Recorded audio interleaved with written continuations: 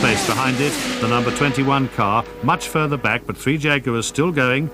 The question is whether they now can find the other one and get it lined up for a 3-car finish. Yes, it's a question really of surviving this last, 3 laps or so, something like that, because one problem, it's still only seconds, and it's a real, I don't know, curl the toes, the fingers, the lot, a jittery moment for everybody here. We're waiting to see whether or not this historic win can happen at Le Mans. And cars have run out of fuel in the last stages before now.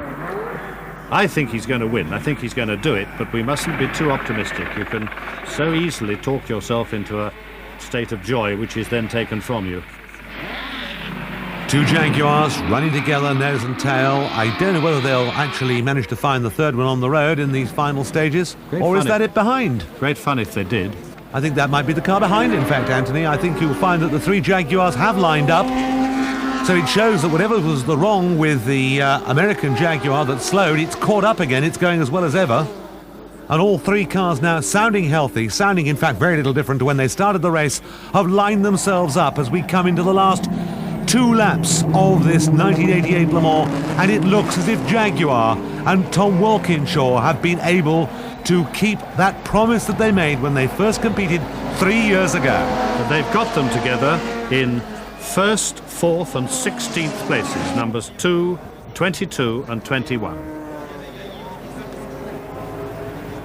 Line ahead.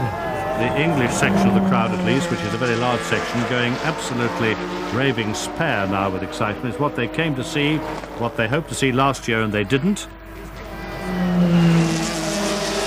Well, Jaguar are not going to be the disappointing factor now at Le Mans. They're all waving the flags. Look at the marshals waving all the flags as they come round to the finish. This is a race, incidentally, which stops right at the finish. There's no question of cooling off laps, because the crowd simply swarm all over the track as soon as the checkered flag comes out.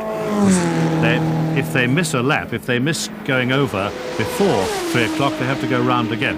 And the marshals know, the crowd know, the drivers must know. It's just minutes to go now before the end of the 1988 Le Mans 24-hour race, and Jaguars in line-ahead formation are making their way down the Mulsanne Straight for what will probably be the last time in this historic effort towards victory for 1988. They would certainly want to make it the last time. They wouldn't want, as I say, to cross over the line, say, at 1 minute or 40 seconds before 3 o'clock, because then they have to go all the way around again, and the risk of things going wrong again.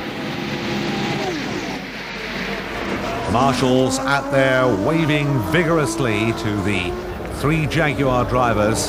Jaguar, a very popular name, of course, at Le Mans, and it's been a long time since they gave their supporters this success. They're the pit signalling at Mulsanne. Champagne already in the pit signalling area.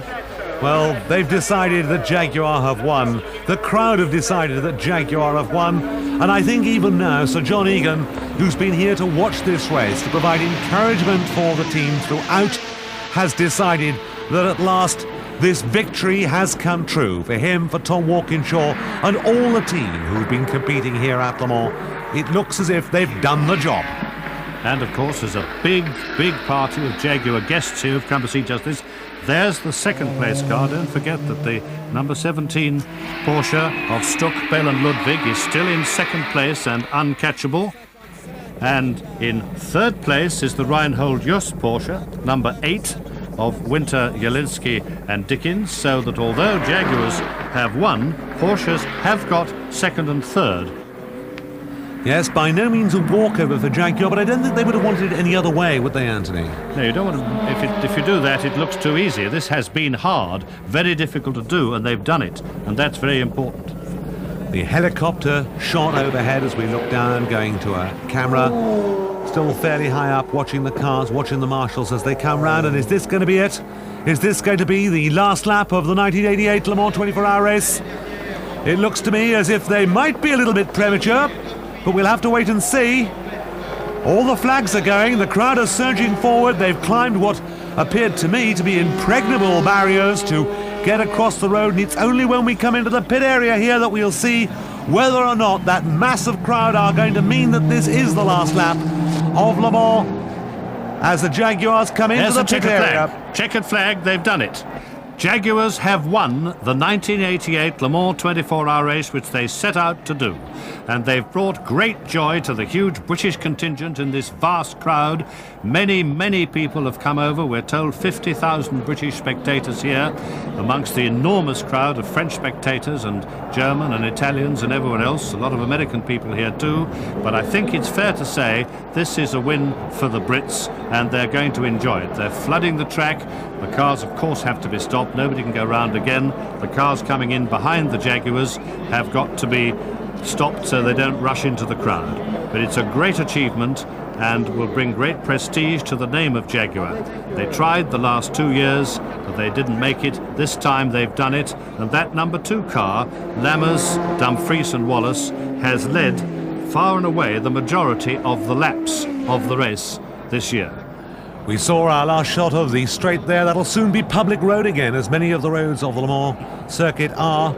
And the French, of course, I think, delighted at a British victory. It's always been a little bit of entente cordiale here, and if they can't win themselves, I think they'd as soon see the British win as anybody, because it has been years of Porsche domination, but a marvellous drive by this car with, of course, Derek Bell, Klausnevik, Hans Stuck putting up a tremendous battle. This was no walkover victory here at Le Mans in 1988 for Jaguar. It was against Porsche, who had devoted the whole of a year to preparing for this race.